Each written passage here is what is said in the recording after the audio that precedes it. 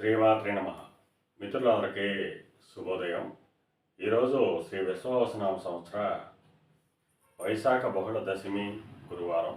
ఈరోజు పూర్వభద్ర నక్షత్రం మధ్యాహ్నం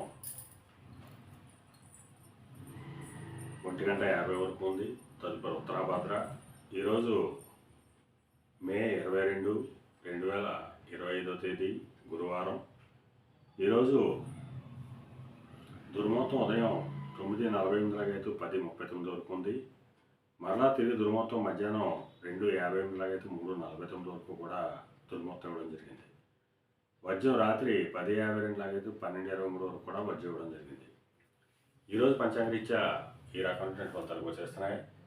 అలాగే ఈరోజు నక్షత్రాలైనటువంటి పూర్వభద్ర, ఉత్తరాభద్ర నక్షత్రాలు ఎవరికి తారాబలం జరుగుతుందో మనం పరిశీలించినట్లయితే ఆశ్లేష, జ్యేష్ఠ, రేవతి ఈ నక్షత్రాల్లో జన్మించినటువంటి మన మిత్రులందరికీ కూడా ఈరోజు నక్షత్రాలైనటువంటి పూర్వభద్ర, ఉత్తరాభద్ర నక్షత్రాలు అనుకూలంగా ఉంటాయి.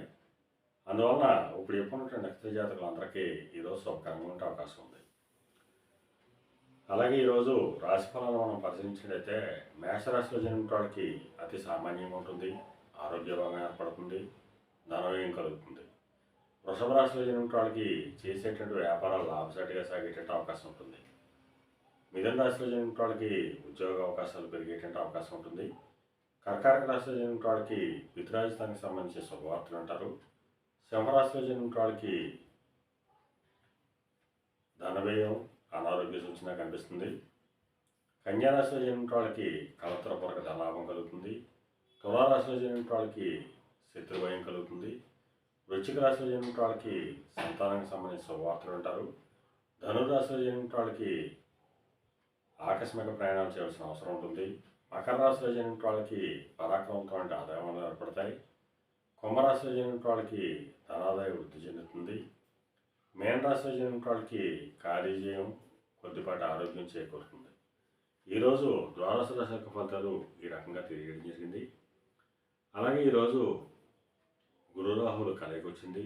దీన్ని మనం గురుచండాల యోగంగా చెప్పుకోవడం జరుగుతుంది. ఈ గురుచండాల యోగం ఏర్పడినప్పుడు సమాజంలో ఉన్నత వర్గాల్లో ఉన్న వాళ్ళకి కానీ, ఉన్నత కుటుంబాల్లో ఉన్న వాళ్ళకి కానీ, రాజకీయ నాయకులు కానీ తీవ్రమైనటువంటి నష్టం ఏర్పడేటువంటి అవకాశం ఉంటుంది. అందువలన ఈ రంగంలో ఉన్నటువంటి మన మిత్రులు మిక్కిలి అప్రమత్తంగా ఉండవలసిందిగా తెలియజేయడం జరుగుతుంది. అలాగే ఈ గురుచండాల యోగం గురించి ఆ పరమేశ్వరుని చిరకరసంతో అభిషేకించినట్టయితే